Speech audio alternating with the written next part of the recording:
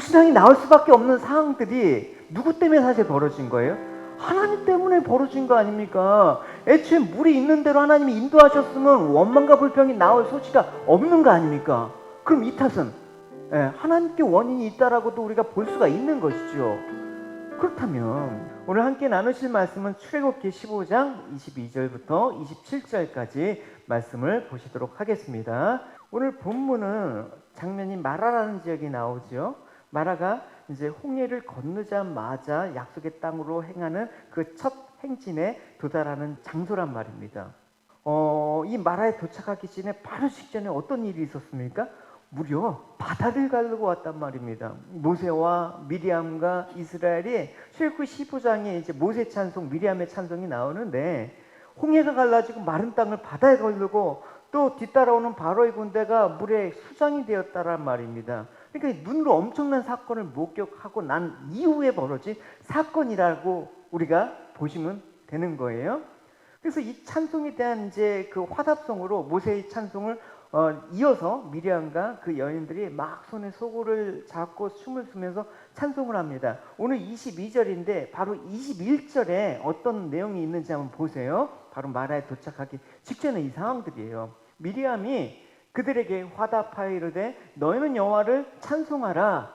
그는 높고 영화로우시며 마이가 그 탄 자를 바다에 던지셨음이라. 여러분 얼마나 지금 기쁨과 흥분과 또 앞으로의 우리의 삶들에 대한 기대감이 장밋빛처럼 쫙 펼쳐지는 그런 상황 가운데 여러분 지금 놓여 있는 걸 알 수가 있지요. 근데 그 기대 가운데 첫 장면은 기대처럼 만족스럽지 않은 장면이 펼쳐진다라는 것에 우리가 주목을 해봐야 되는 것입니다. 홍해에서 나온 후에 하루 걸었어요. 뭐 그럴 수도 있죠. 이틀 걸었어요. 그럴 수 있죠. 근데 사흘 동안 여러분 3일 동안 물을 마시지 못하면 어떤 일이 벌어지겠습니까? 그래서 막 불평과 불만이 가득 찬 직전에 수르 광야를 지나서 이제 마라에 딱 이르는데 물이 뜬 거야. 그러니까 이 물이 얼마나 귀하겠습니까? 근데 문제는 뭐냐면 그 물이 겨우 3일 동안 걸어서 그 물을 발견했는데 그 물을 또 먹지를 못하네. 쓰다라고 나와 있습니다. 이렇게 나와 있죠. 모세가 홍해에서 이스라엘을 인도하며 그들이 나와서 수르 광야에 들어가서 거기서 사흘 길을 걸었으나 물을 얻지 못하고 마라에 이르렀는데 그곳 물이 써서 마시지 못했다. 그래서 그곳 이름을 마라라 하였다. 백성이 모세에게 이제 원망이 터져 나오는 거야. 그동안 참았다가 원망을 하며 이르되 우리가 무엇을 마실까? 마실 물이 없다라는 것이죠. 이건 전혀 마실 수가 없다라는 것이죠. 그러니까 이 정도만 되면 여러분 대단한 거예요. 여러분 이틀 동안 또 3일째 되는 날까지 사실 참고 있었다라는 거. 이스라엘 백성을 믿음이 없지? 이게 탓할 것만 아니에요. 우리 같으면 저 같으면 하루만 지나면 막 불평했을 것 같아요. 그래서 이제 이스라엘 백성이 3일째 되는 날 드디어 물이 있다. 이제 우리는 살았다라고 생각을 했겠죠. 그래서 달려가서 아마 물을 마셔봤을 겁니다. 근데 마셨는데 너무 써서 마시지도 못하고 또 그걸 마셨다가 막 복통이 돼갖고 지금 응급실 없죠. 막 뒹구르면서 그런 상황도 아마 펼쳐지리라고 생각을 할 수가 있어요. 이때 이제 이스라엘 백성이 참았던 불평과 불만이 터져 나오면서 모세를 원망하는 거예요. 그러니까 이스라엘 백성들이 생각하면서 여러분 우리가 나 같으면 그런 이스라엘 백성 같은 모습 그런 식으로 신앙생활 안 해. 홍해가 바로 갈라지는 3일 전에 그런 엄청 어마무시한 기적을 경험했는데 그것도 못 참고 원망과 불평을 해? 이런 생각을 할 수 있겠지만 여러분 사실 그때 이스라엘 백성의 모습이나 저나 여러분이나 별반 차이가 없다라는 것입니다. 만약에 우리가 이스라엘 백성들을 욕한다 그러면 그 욕은 누구의 욕이에요? 우리 자신한테 하는 욕이나 마찬가지입니다. 누워서 침 맺기죠. 여러분들이 만약에 요즘 교회가 왜 그래? 목회자는 왜 그래? 이렇게 한다 그러면 여러분 그건 뭡니까? 누워서 침 뱉기예요. 결국 우리가 우리 자신에게 하는 욕이란 말입니다. 그러니까 이스라엘 백성의 형편과 그 상황들을 생각해 보면 불평은 당연한 거예요. 그래서 사흘 동안 물을 마시지 못했다면 못 견딜 정도로 목이 말랐을 텐데 불평이 안 나오면 뭐가 나오겠습니까? 여러분 같으면 목이 마르는데 그래도 잠깐 그냥 목 말라 목말라서 아예 그냥 죽자. 이런 사람이 있습니까? 원망이 나온다는 것에 대해서 우리가 그건 무조건 불신앙이다. 이런 식으로 접근하면 여러분 안 되는 거야. 불신앙이 나올 수밖에 없는 상황들이 누구 때문에 사실 벌어진 거예요?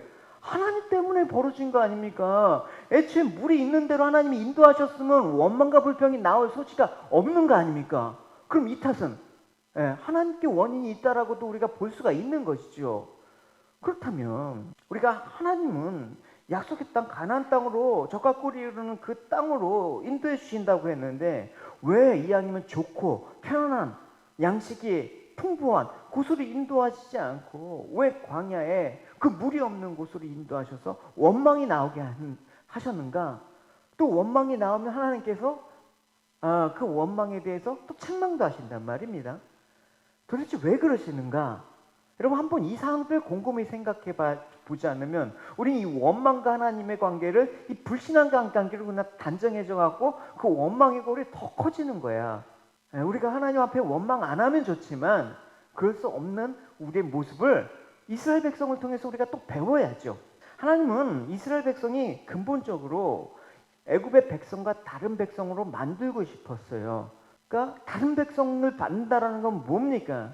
여러분 그 모양들, 어떤 형식과 그런 모든 겉으로 드러나는 게 아니라 하나님 마음을 아는 자가 하나님 백성이다라는 것을 하나님께서 알려주고 싶었습니다. 그러면 여러 가지 하나님 마음을 알기 위해서 우리 마음이 어떤 건지라는 것들을 드러낼 수밖에 없어요, 여러분. 그래서 이스라엘이 먼저 홍해를 건넜잖아요. 그 홍해가 어떤 의미입니까? 그 홍해가 심판을 의미하는 거예요. 그러니까 홍해라는 것은 물속이라는 건 죽음을 의미하는 거 아닙니까? 그래서 우리가 물로 세례를 받는다라는 것도 우리가 예수와 함께 죽었다라는 의미가 들어있는 거예요. 여러분 노아 홍수 때도 보면 노아 가족을 제한 모든 세상이 물속에서 심판을 받아 죽었습니다. 오직 노아만이 물속에서 살아났죠.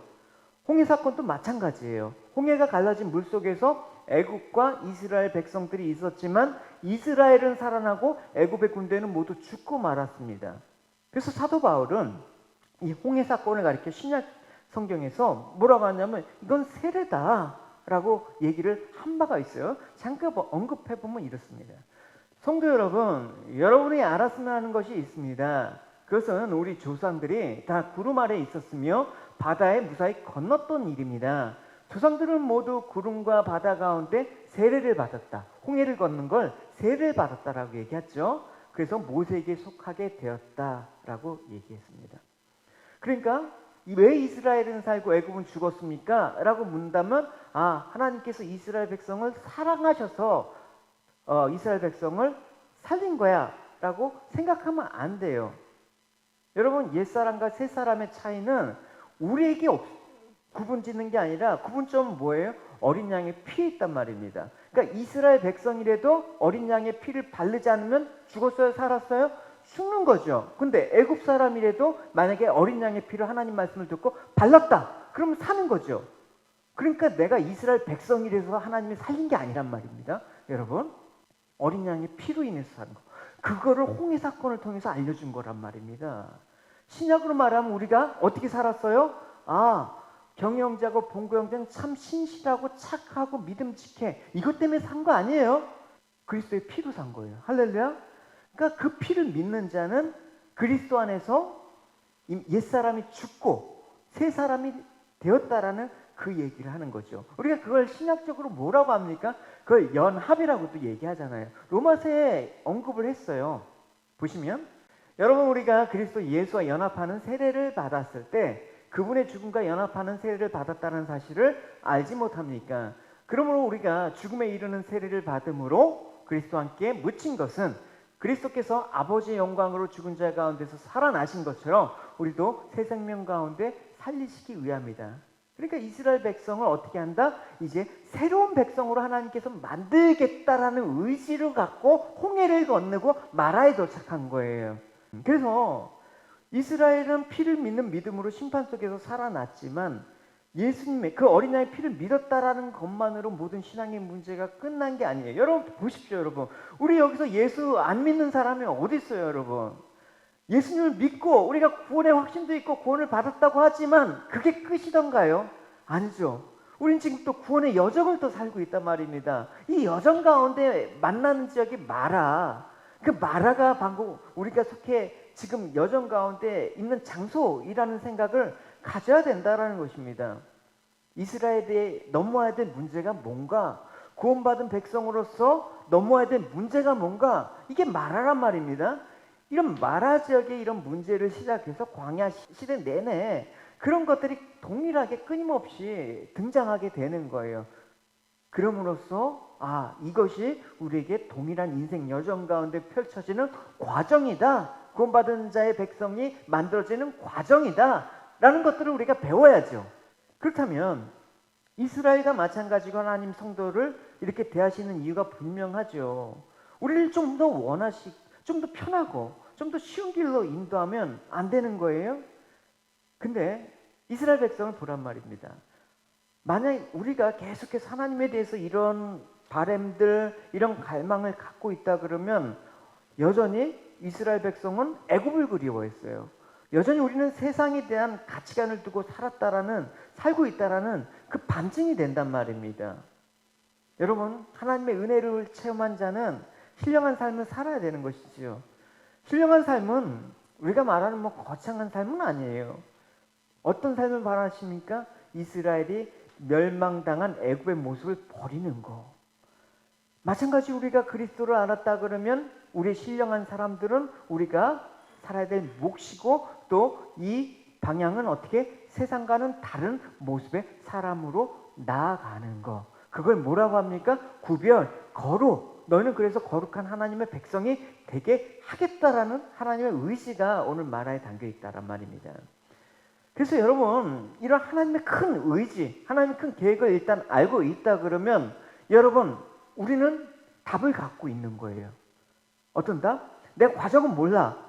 내가 앞으로 어떤 일이, 마라를 만나서 이런 일이 벌어날지, 아니면 또 좀 가면 그 엘림이라는 곳에서 또 오아시스 지역에서 또 풍족함을 또 물을 공급받지 않았습니까? 그걸 갈지 몰라. 그러나 답은 알고 있어. 어떤 답입니까?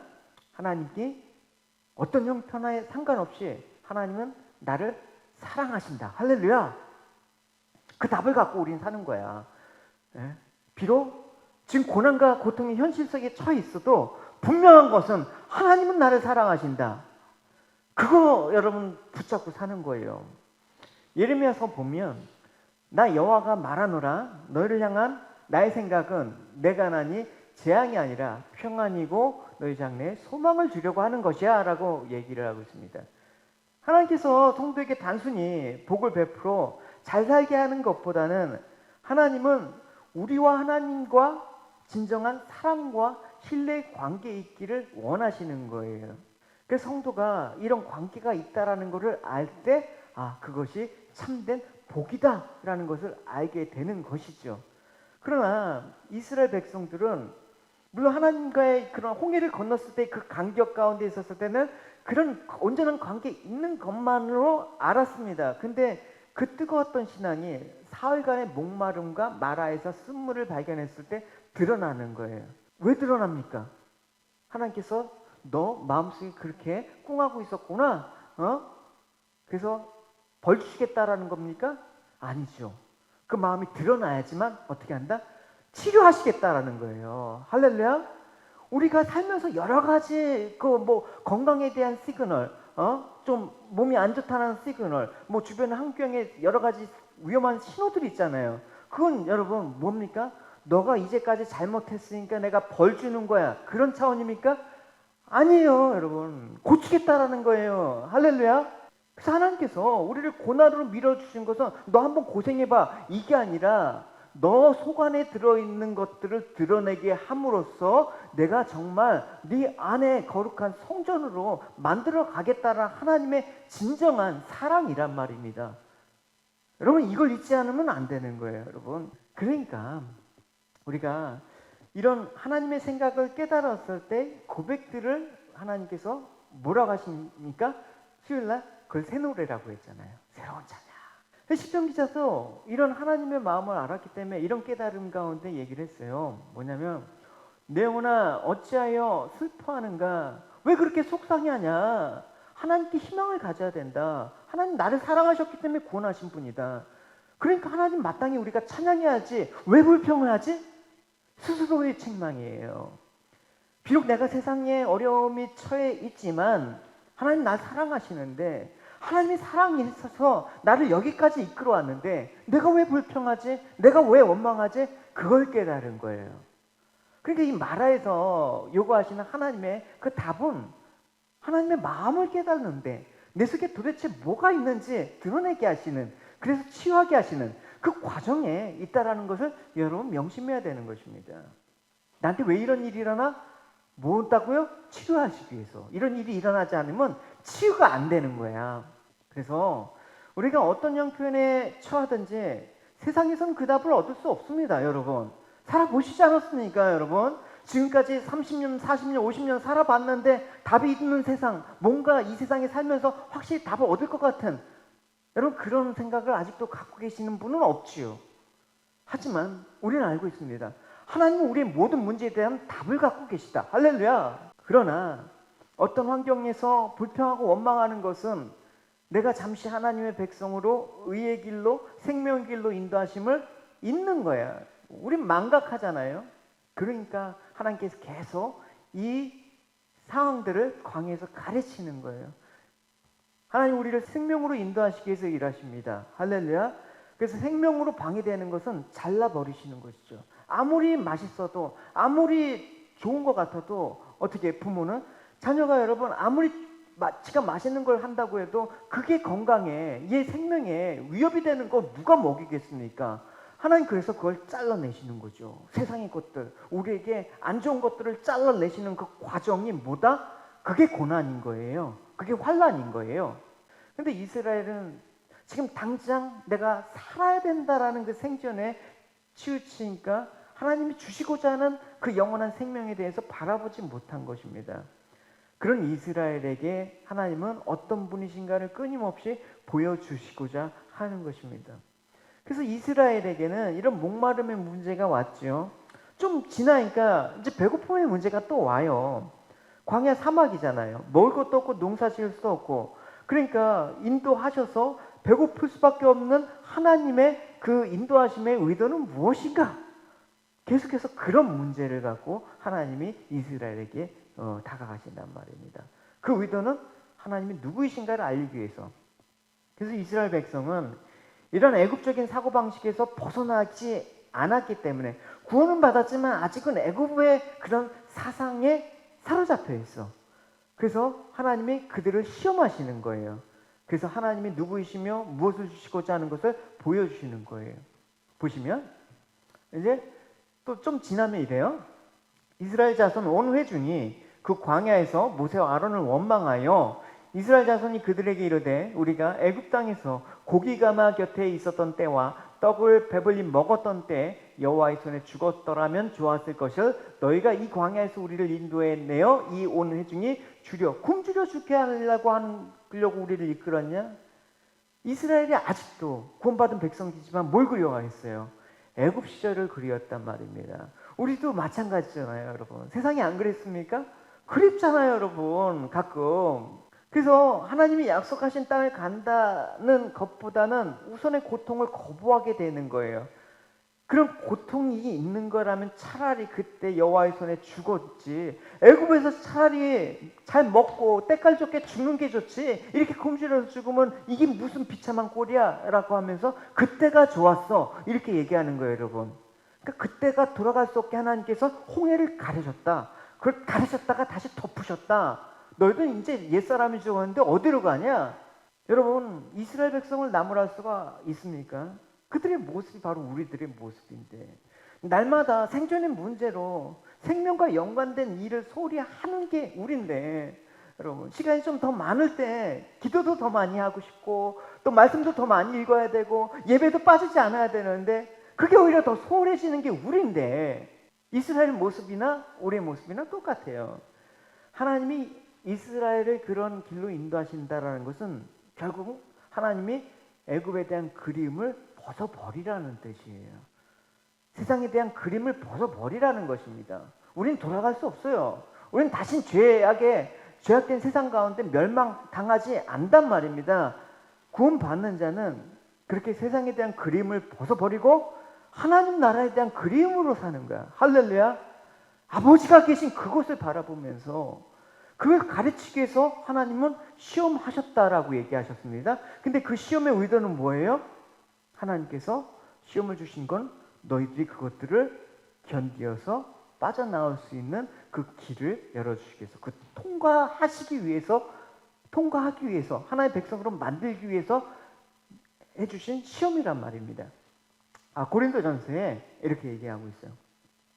누구나 겪는 시험 외에 여러분에게 닥칠 시험은 없습니다. 하나님이 신실한 분이셔서 여러분이 감당할 수 있는 능력 이상의 시험을 당하도록 내버려 두지 않으십니다. 그리고 여러분이 시험을 당할 때마다 시험을 견디고 거기서 빠져나올 수 있는 길을 주십니다. 그러니까 시험을 당할 때 빠져나올 수 있는 길을 주신다라는 것은 시험으로 망하고 시험을 통과 못하게 하는 의도가 아니란 말이죠. 시험을 견디고 빠져나올 수 있는 길이라는 건 뭐예요? 너희들이 능히 감당할 수 있는 시험을 주신단 말입니다. 그렇죠? 그걸 통과했을 때 우리는 좀 더 성숙하는가. 오늘 마라를 지나갔을 때 이제는 마라에서 불평했던 그 모습에서 조금 나아지는 거예요, 여러분. 할렐루야. 거룩은 어떻게 한꺼번에 되는 게 아니라 날마다 주님께 이렇게 나갈 때 완성이 되는 거예요. 할렐루야, 여러분. 그래서 우리 실패는 뭡니까? 영원한 생명보다 우리 몸이 더 귀하기 때문에 실패하죠. 결국 시험에서 빠져나올 수 있는 길이란 내 몸보다 영원한 생명을 더 귀하게 여기시겠다고 할 때, 그 시험을 통과한 거란 말입니다. 그 시험에 통과한 자는 어떡합니까? 내가 이제 죽어도 주를 위해서 죽고 살아도 주를 위해서 산다라는 그 마음 갖고 살게 되는 것이죠. 하나님께서 여러분을 어떻게 만드신다? 이렇게 만드시겠다. 그러기 위해서는 어떻게 하신다? 치료하시는 여호와. 할렐루야. 여러분 마음을 치유하셔야 되는 것입니다. 그러니까 이스라엘 백성들이 마라에서 비록 물을 구했지만 써서 먹지 못하니까 하나님께서 어떻게 죽이시지 않았잖아요. 시험. 그때 원망과 불평 가운데 뭔가를 드러내고 깨닫게 한 다음 그 물을 어떻게 하셨다? 달게 하셨잖아요. 고난은 우리를 죽이지 않아요. 하나님이 주신 고난은 그래서 유익한 거예요. 할렐루야. 죽지 않아요. 보시면 25절부터 모세가 여호와께 부르짖었는데 여호와께서 그에게 나무 하나를 가르치시면서 모세가 물에 던지니까 물이 달게 되었다. 그래서 하나님께서 그들을 위해서 뭘 가르쳐서 법도와 율례를 정해서 그들을 시험하셨다라고 얘기하셨어요. 그래서 너희가 너희 하나님 나 여호와의 말을 들어 순종하고 내가 보기에 의를 행하고 내 계명에 귀를 기울이고 내 모든 규례를 지키면, 말씀을 지키면 내가 애굽 사람에게 내린 모든 질병 중 하나도 너희에게 내리지 아니하리니 나는 너희를 치료하는 여호와입니다. 할렐루야. 그러니까 하나님의 치유의 포커스는 뭐에 맞춰져 있습니까? 단순히 하나님의 말씀 순종하고 말 잘 들으면 복 받고 하나님 말씀 잘 안 들으면 벌 받는다. 애굽 백성 봐라. 결국 하나님 말씀 안 들었더니까 그렇게 혼나지 않니? 너 하나님 말씀 잘 들어? 이런 차원으로는 이해폭이 좁게 되는 거죠. 하나님께서 물을 고쳐주시면서 법대와 율례를 주시고 시험하셨습니다. 그러니까 하나님 말씀하신다라는 것은 뭐다? 너희들은 이제부터 어디에 속해 있다라는 그 사실을 인지해야 돼. 그건 뭐냐? 하나님의 통치 아래 속한 백성이 되는 거야. 그걸 인지를 하면서 살아야 된다라고 얘기를 해주는 거야. 여러분, 우리가 출애굽 사건을 기억할 때 이스라엘 백성이 잘해서 복을 받고 애굽 백성은 하나님 말씀을 거절해서 벌을 받고 이런 비교가 아니에요, 여러분.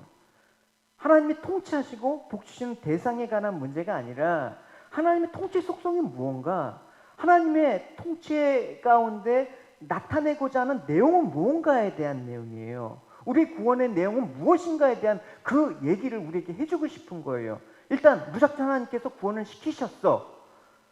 그러면 여러분 우리가 구원을 받았다고 얘기를 하는데 구원의 내용을 모르는 거야. 그러면 안 되지 않습니까? 그러니까 일단 구원을 건지셨지만 하나하나 가르치는 거야.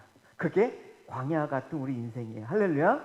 그래서 여러분 우리는 매일 하나님의 주시는 이 상황들을 배워가야 되는 거예요. 여러분 환경을 탓할 수밖에 없지만 이 속에서 배워야 될 것들을 알아갈 때 이 환경이 복된 거예요. 하나님의 통치의 내용과 속성들을 깨달아가는 것이죠. 그래서 세상에 이 질서와 풍조, 이 세상이 이 폐역하고 완악한 이 세상과는 뭐가 다른 거에 대한 대조를 분명히 알아야 되는 거예요. 그래서 그걸 알을 때 하나님 백성, 하나님 자녀는 이렇게 살아야 되구나라는 방향이 나오죠. 이걸 모르니까 그냥 교회만 다니면 난 구원을 받았어. 그러니까 그 구원의 내용을 모르니까 그냥 막 사는 거야. 어차피 구원 받았는데 하나님 왜 우리를 구원하셨는가라는 통치 내용과 의미와 속성을 분명히 알아야지만 세상과 구별이 될 수가 있다. 그래서 출애굽기는 그렇게 세상과 하나님 통치와 그 구별해서 우리가 바라봐야 되는 거지. 하나님 믿으면 복 받고 병 안 걸리고 잘 산다. 이런 차원은 여러분 이제 좀 더 벗어 던지시기 바래요.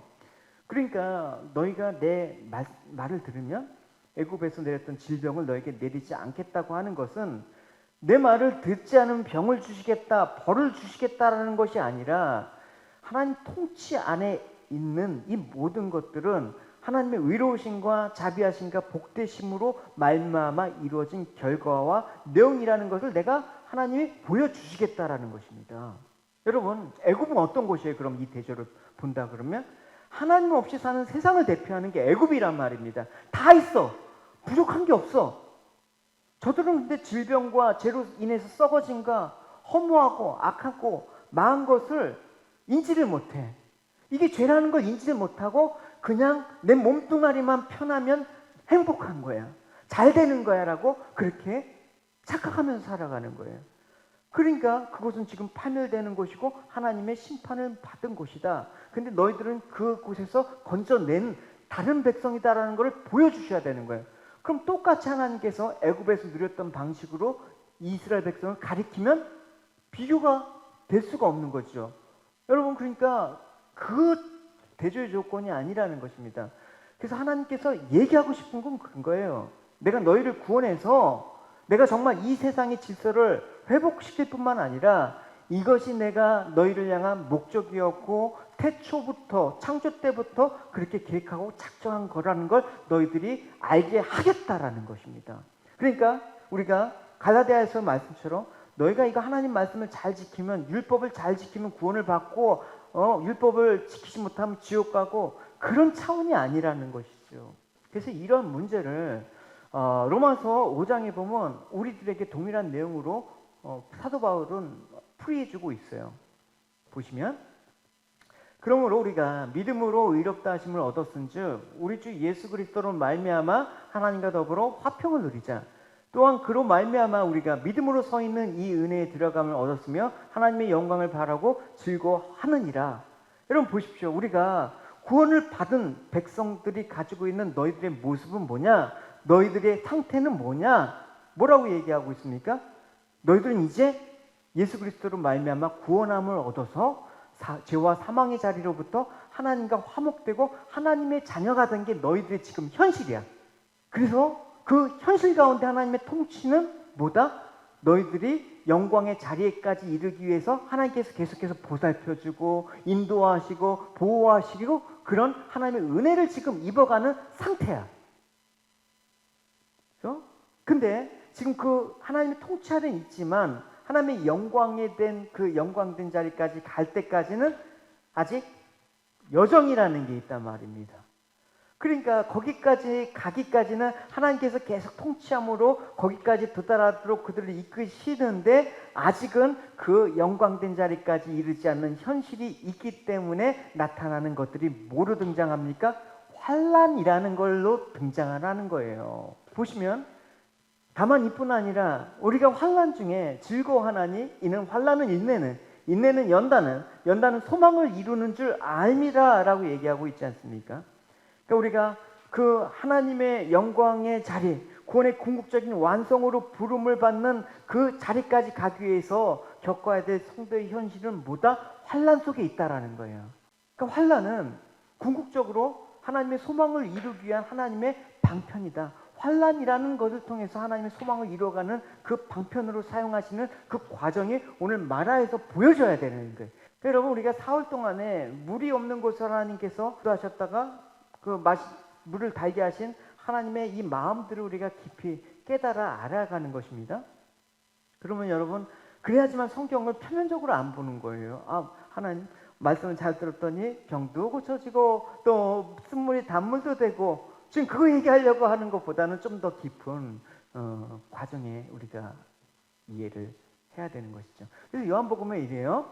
영생은 곧 유일하신 참 하나님과 그의 보내신 자를 어떻게 아는 것이다.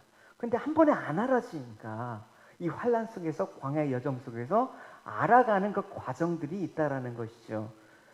그래서 이 하나님의 마음을 아는 자는 뭡니까? 하나님께서 왜 나에게 이런 일을 하시는가? 그 마음을 아는 자는 이미 영원한 생명을 소유한 자라는 것입니다. 그 하나님 마음을 아는 자는 이제 어떻게, 하나님 나를 어떻게 인도하시고 영원한 생명을 주시기 위해서 지금 어떻게 다스리고 계시고 통치 아래 있는지 알게 되니까 생존의 문제가 초월되는 거예요. 그렇죠? 그러니까 신약의 사도들도 뭐 예수님 십자가 할 때 다 도망치다가 나중에 어떻게 결국 하나님께서 영원한 생명을 주신 분임을 알게 되니까 다 순교하고 다 유배되고, 뭐 어떠한 환난과 핍박 가운데 그리스도로 인해서 증거하는 사도들의 모습을 우리가 볼 수가 있지 않습니까? 그래서 이 모든 과정들을 알게 하시는 그 과정 가운데 있는 이 모든 것을 딱 오늘 정확하게 말씀하시는 거예요. 나는 너희를 치료하는 여호와이라. 할렐루야. 우리 따라해 봅시다. 같이 온라인에 있는 지체들도 따라하세요. 나는 너희를 치료하는 여호와임이라. 할렐루야. 나는 너희를 치료한다. 그것은 뭡니까? 너희들은 결국 사람으로 보면 이스라엘 백성이나 애굽 사람이나 다를 게 없어요. 근데 이스라엘 백성은 어떻게 치료를 받아야 되는 상태라는 걸 알겠다라는 거예요. 그러니까 그 과정들을 처음엔 모르죠. 정작 치료를 받아야 되는 이스라엘은 자신의 상태에 대해서 무지한 거예요. 하나님께서 구원을 받았으니까 이제 좋은 길로 꽃길만 걷게 하고 가나안 땅에 도착하겠다. 여기까지 알고 있다가 웬 이런 일을 받아야 되니까 내 상태가 그게 아니네. 그래서 하나님은 이스라엘로 하여금 자신의 상태를 보게 하기 위해서 물이 없고 먹을 것이 없는 곳으로 인도하였다는 것입니다. 그래서 뭐가 나오겠다? 원망과 불평이 의도적으로 나오겠다라는 거예요. 하나님께서 그거 듣기 싫었으면 좋은 것만 주시면 나올 리가 없죠. 계속해서 광야 40년 동안 하나님께서 찬송만 들으셨을 것입니다. 하나님께서 그걸 원하셨던가요, 여러분? 그게 아니라는 말이죠. 결국 하나님의 치료는 뭐다? 불평과 원망으로 가득 찬 너희들의 실상을 보게 하는 거예요. 그래서 너희들을 살리는 것은 하나님의 은혜만이 살리는 것이다 라는 것을 깨닫게 하시는 거예요. 할렐루야. 그것이 여호와의 치료, 하나님의 치료라는 것입니다. 호세아서에서 이렇게 얘기도 하고 있어요. 내가 그들의 반역을 고치고, 그죠? 기쁘게 그들을 사랑하리니 나의 진노가 그에서 떠났습니다. 누가 고친 거예요? 너희들이 열심히 노력해서 고쳐? 그게 아니란 말이죠. 내가 너희들의 반역을 고치겠다. 그럼 뭐다? 반역이 드러나게 하게. 드러나는 상황들을 하나님께서 만드신 거란 말입니다. 의도적으로. 그러니까 여러분, 우리가 제일 먼저 깨달아야 될 것은 뭐냐? 죄가 상처고 질병이라는 사실을 알아야 돼요. 질병이니까 고침을 받아야죠. 뭐 죄 지을 수도 있지. 뭐 다 연약한데 뭐 어차피 뭐 들키지만 하면 되지. 뭐 이런 세상 가운데 여러분, 이 죄의 질병이라는 걸 인지할 수가 있습니까, 여러분?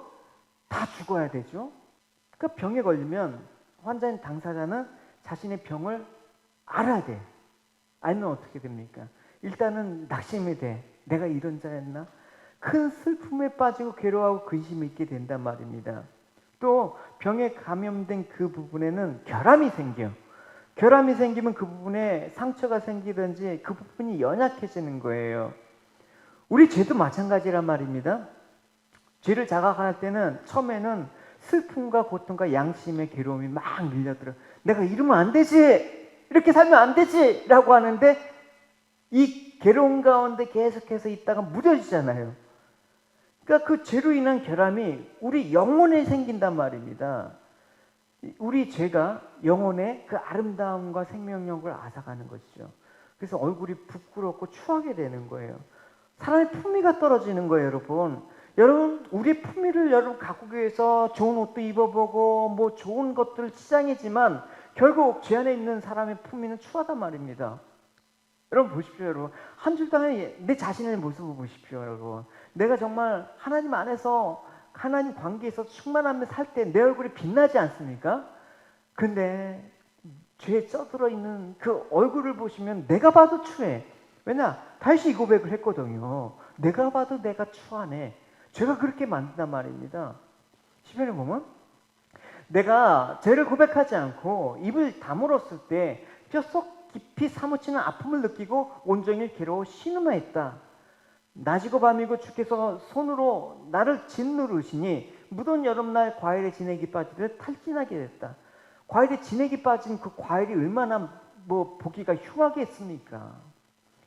또 시편 38편에서도 주의 진노로 말미암아 내 살이 성한 곳이 없고 나의 죄로 말미암아 내 뼈에 평안함이 없도다. 내 죄악이 머리에 넘치고 무거운 짐 같으니 내가 감당할 수 없나이다. 내 상처가 썩어 악취가 나오기 때문에 내가 우매하기 때문에 이런 일이 벌어진 거다.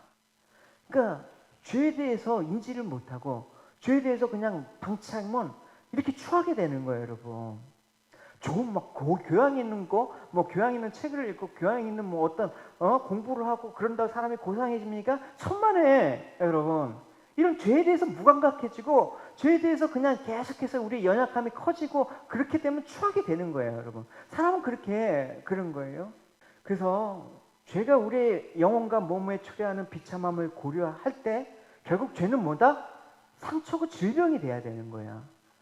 모든 죄는 무엇이든 간에 질병의 차원에서 우리가 접근할 수 있는 거예요. 그러니까 질병을 방치하면 나중에 자연적으로 치유되지 않잖아요. 뭔가 이제 그 질병에 대해 조치를 취하는 거예요. 예? 내가 뭔가 신호가 왔다. 그러면 이제 운동도 해야 되고 식사 조절도 해야 되고 막 내 관리를 해야 되는 것처럼 이제 내가 내 영혼에 질병에 걸렸다. 그러면 어떻게 해? 예배 나오셔야 되잖아요. 말씀 묵상해야 되잖아요, 여러분. 환경이 이렇다고 역시 비대면으로 예배 안 드리니까 힘드네요. 그럼 여러분 그냥 죽을 거예요? 힘드니까 더 나와야지. 할렐루야. 여러분, 만약에 내가 대면 예배 못 드리고 힘들면 교회 예배당에 들어가서 예배 드릴 수 없으면 교회 문 앞에서 드려요, 여러분. 교회 문 앞, 내가 성전 문 앞에 하나님 문지기에서 내가 예배를 드리는 게 행복입니다. 이런 마음이 있어야지 우리의 그 영혼의 질병들이 치유가 되는 거야. 여러분, 이걸 놔두잖아요? 그러면 합병증이라는 게 와요. 병이라는 건. 병은 그 병만으로 죽지 않아요, 여러분. 합병증 때문에 죽거든요. 그러면 결국 그 합병증이 뭐예요? 완고함이라는 거예요. 무뎌지는 거예요, 여러분. 감각이 없어지는 거예요, 나중에. 그래서 여러분, 의사가 병든 환자를 치료할 때 가장 우선적으로 해야 될 일이 뭡니까? 그 환자의 병을 정확하게 진단해야 되는 거예요. 그러니까 여러분, 의사를 잘 만나는 것도 복이에요, 여러분. 막 엉터리 오진하면 고생만 하다가 치유도 못하고 때를 놓치는 경우를 너무나 많이 봐요, 여러분. 슬기로운 의사 생활 여러분 보셨잖아요, 여러분. 그런 의사 여러분 많잖아요. 그러니까 여러분, 정확한 진단이 없이 바른 치료가 없기 때문에 그래요. 그러니까 그 오진으로 인해서 피해가 간단 말입니다. 세상에서 여러분 살아보면 오진을 너무나 많이 봤잖아요. 이렇게 해봐, 이렇게 해봐, 저렇게 살아야 돼. 다 오진이에요, 여러분. 그럼 나중에 치료는커녕 병만 더 악화시킨단 말입니다. 심하면 죽어요. 그러니까 병든 이스라엘을 치료하기 위해서 하나님께서는 어떻게 한다? 너희들의 병이 무엇인지, 죄가 무엇인지 먼저 정확하게 진단부터 하시는 거야. 할렐루야. 하나님 진단하시는 거예요, 여러분. 우리가 원망 골병이 있을 때마다 그래, 죽을 병이야, 그게. 그러니까 병든 우리 인생이 치료받기 위해서는 어떻게? 하나님 말씀으로 나와야 되는 거예요. 그러니까 이들에게 물을 달게 하고 법도와 율례를 주셨다라는 거예요. 이제 말씀 앞에 나와야 된다. 너희들의 죄가 무엇인지 잠깐 말씀 앞에 드러나면서 나의 치유함을 받아야 된다. 할렐루야. 왜냐? 나는 치료하는 여호와이시다. 할렐루야. 성경 말씀만이 우리 인생 병든 상태에 대해서 정확하게 진단할 수 있단 말입니다. 그래서 히브리서 말씀은 이래요. 하나님의 말씀은 살아있고 힘이 있습니다. 양쪽에 날이 선 칼보다도 더 날카로워서 우리의 혼과 영과 관절과 골수를 쪼개며 우리 마음속에 있는 생각과 감정까지 알아냅니다. 하나님 앞에서 숨길 수 있다는 것은 아무것도 없습니다. 다 드러나게 하신다라는 것. 이해가 가시죠, 여러분? 드러나게 하셔서 드러나게 하실 때 그분 앞에 우리는 모든 것을 보여드립니다. 뭡니까? 나 병자예요. 하나님이 치료해 주시면 살 수가 없어요. 이거 하나님이 원하신단 말입니다. 그렇죠? 우리가 맨날 죄인이라고 인정해야 됩니다. 이 차원 여러분 그냥 그 교리적인 차원이 아니라 드러내지 않으면 살 수가 없어요. 그래서 여러분 이런 코로나 시대 우리의 그 연약함이 드러나지 않습니까? 드러나실 때 어떻게? 하나님 아니면 살 수 없습니다라고 나오셔야 되는 거예요. 할렐루야. 여러분들의 전부를 가장 잘 아시는 분, 우리의 창조주의 하나님께서 인간에 대해서 정확하게 진단해 놓은 것이 무엇이다? 성경 아닙니까? 성경이 우리의 진단서예요. 진단의 분량이 너무 많아서 우리가 읽기가 싫지만 그만큼 우리 인간의 죄가 얼마나 복잡하고 많은가를 보여주기도 하는 거란 말입니다. 근데 여러분 여러분 늘 같이 여러분 진단서를 잘 읽어보세요. 근데 한마디로 요약하면 뭡니까? 전적 타락이야. 우리에겐 방법이 없어. 치유 방법이. 그죠? 로마서 3장 23절에 모든 사람이 죄를 지어 하나님의 영광에 이를 수 없게 되었다. 질병으로 죽게 되었단 말입니다. 그래서 죄의 삭은 6장 23절에 사망이다라고 얘기하지 않습니까? 이것이 성경의 진단인데 이 진단을 여러분 받아들이신다 그러면 할렐루야 복된 겁니다. 근데 끝까지 내가 왜 병이 들어? 난 나름대로 건강해? 이런 사람은 취할 방법이 없는 거예요. 이 진단을 어쨌든 받아들이든 안 받아들이든 우리 상태는 성경에서 이미 정확하게 진단을 하고 있습니다. 그러니까 우리가 예수님을 믿는다는 것은 성경에서 증거하는 인간이 철저히 죄인됨이라는 것을 인정하는 것부터 시작하는 거예요. 내가 이 죄 때문에 질병 가운데 치료를 받아야 될 사람이라는 것을 인지를 하고 나가야 되는 것입니다. 그러니까 자신이 건강하다라고 여기는 자에겐 의연히 소용가 없다고 예수님이 말씀하시는 거예요. 마태복음 9장에 보면 예수님께서 세리 마태의 집에 세리들과 죄인들과 함께 식사하고 있었을 때 바리새인들이 제자들에게 말하지 않습니까? 야, 어찌해서 너희 선생은 세리와 죄인들과 함께 짭수시냐 비난하니. 그때 예수님께서 뭐라고 하셨어요? 예수님께서 건강한 자에게는 의사가 쓸데없고 병든 자에게 쓸데가 있다. 너희들이 병에 걸린 자라고 알아야지만 의원이 필요하다라는 거죠. 그래서 이 말씀을 하신 후에 예수님께서 말씀하시죠. 내가 의인을 구하러 온 거야 아니다. 내가 죄인을 구하러 이 땅에 왔다라고 말씀하시지 않습니까? 하나님이 우리 영혼을 고치실 수 있는 능력만을 갖고 계신 게 아니라 우리 영혼을 고치시기를 원하시는 거예요. 하나님 우리를 치유할 수 있는 능력이 있는데 내가 고치길 원하지 않아. 강제로 막 그냥 끌고 와갖고 수술할 때 동의서 같은 거 받잖아요, 여기서. 예? 나는 이 수술의 어떠한 결과에 대해서 무조건 인정합니다 하고 동의서하고 수술대 눕잖아요. 하나님 우리를 로봇으로 안 만드셨잖아요. 그러니까 하나님께서 내가 너를 고치시겠다고 할 때 하나님 말씀에 동의합니다. 할렐루야. 그래야지 수술이 들어가지. 그래야지 고치지. 안 그러면 죽는단 말입니다. 왜 이런 왜 세상의 일과 영적인 일과 분리해서 생각해요? 우리가 살면서 다 영적인 것들을 깨닫게 하나님께서 베풀어 주신 광야 생활인데. 할렐루야. 그래서 오늘 말씀에 하나님은 이스라엘을 마라에서 쓴물이라는 시험을 통해서 그들의 인간됨, 그들의 원망, 불평, 쓴뿌리를 드러내게 하시고 그러한 인간의 모습을 하나님께서 어떻게 치유하시겠다. 할렐루야. 너희들만큼은 애국과 같이 하나님 상관없이 그것이 사는 것이라고 자신이 질병인지도 모르고 그냥 몸뚱아리만 그렇게 배불리 먹고 행복하게 사는 게 좋은 거라고 했던 그거와 다른 모습으로 내가 너를 이끌겠다. 왜? 나는 치유하시는 여호와이시니라. 할렐루야. 그게 치유의 여호와예요, 여러분. 그죠?